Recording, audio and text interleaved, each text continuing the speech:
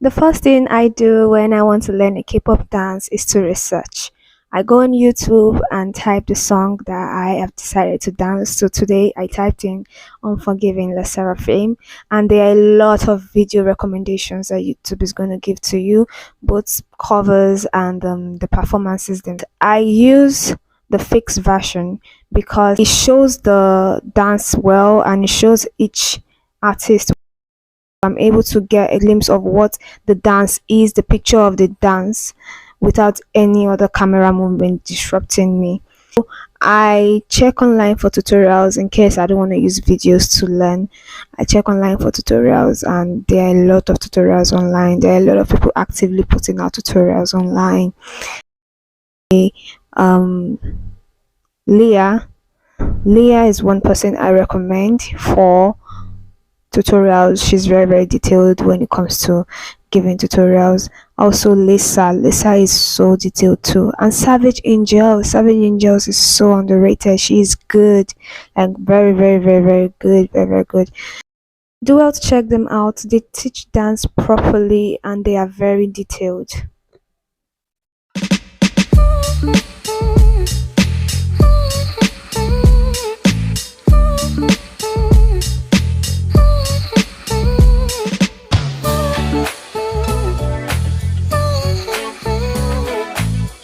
Now it's time to learn the dance, but before I start learning the dance, I make sure I warm up and I'm properly stretched.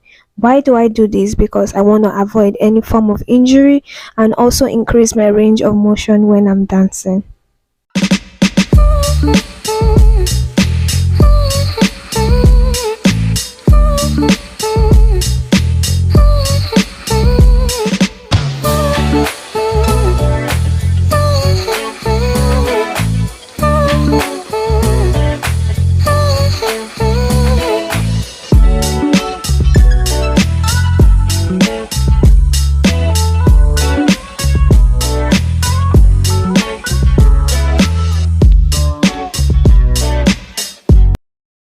Remember at the beginning of the video, I told you guys I will be sharing the technique I used in learning K-pop dance.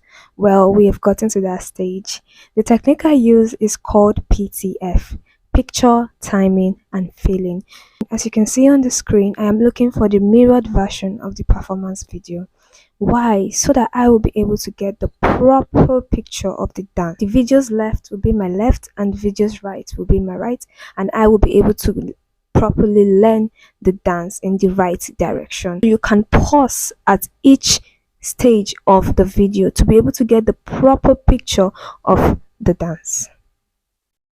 The speed at which you learn the dance is also important. I learn at a 50% speed so that I will be able to pause the dance and see each picture properly and copy the picture properly. It is important to learn at a slow speed, then you gradually increase the speed as you go on. At this point, you can also go back to review steps that you don't seem to get properly. You can review it over and over again. Take your time, but at the same time, please don't waste your time on one particular step and get frustrated over it.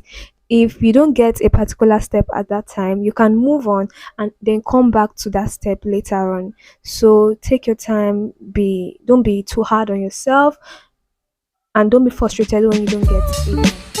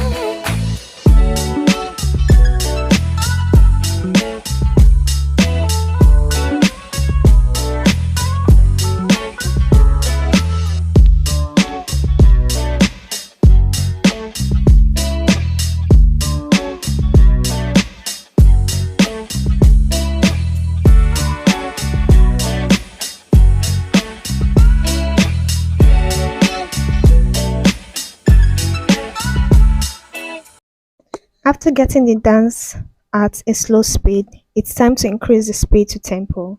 I usually start gradually, increasing the speed from 50% to 60 to 70%, then to 90, then to 100. Sure, I am comfortable doing the dance at each speed before I increase to the next speed. It's important to make sure you are comfortable doing it at different speed and you're getting the right picture before trying to do it at 100% at tempo.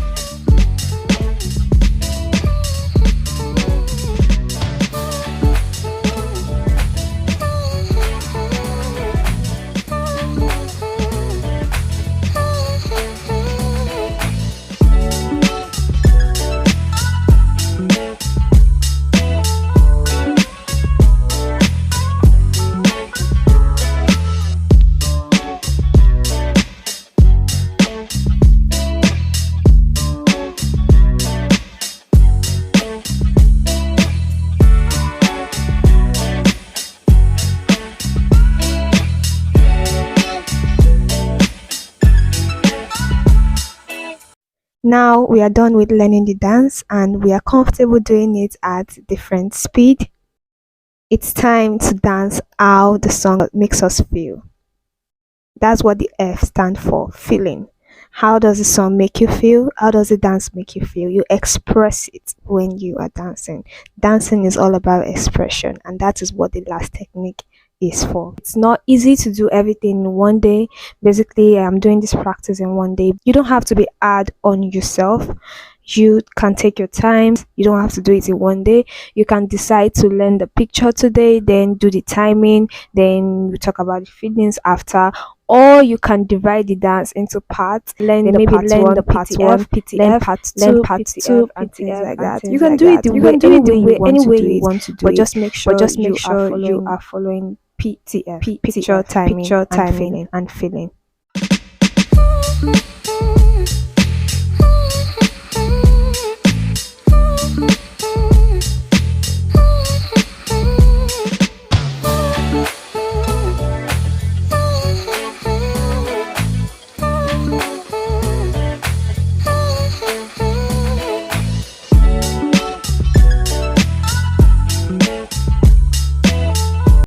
If you enjoyed this video, like, comment what K-pop dance you want to learn, and subscribe to my channel for more videos like this. Thank you guys for watching. Have a nice day.